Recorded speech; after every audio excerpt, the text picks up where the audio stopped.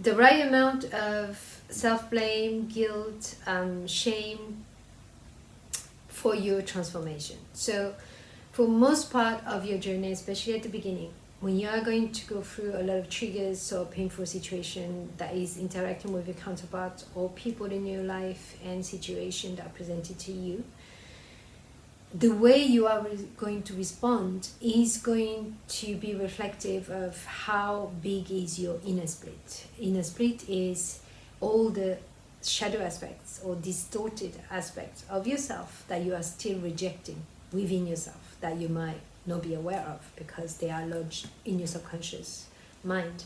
And so for every trigger or every painful situation that is presented to you in your life, it's always an opportunity for you to tap into the healing, so you know an aspect of yourself that you are rejecting about yourself, right? So it's an opportunity to know yourself more.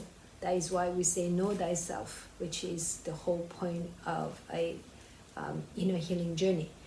Now, to be able to do that, to actually know yourself, you have to be willing, when you are presented with a painful situation and you have to recognize that it is painful, that is something that is really affecting you, and you have to allow it to affect you, to feel the pain to start with, right? You have to acknowledge that and you have to accept that first, because if you start blocking it and overriding with spiritual positivity and trying to shift and then blaming on somebody else and the external environment, then you're just trying to suppress it, right? So let's agree that you are doing your work in a way that is serving you, and you understand the nature of reality at this point, where you know that what you get is what you put out, meaning your external reality is only a reflection of your inner reality. So if you want to change your external reality, you have to change your inner reality. And your inner reality is not what you think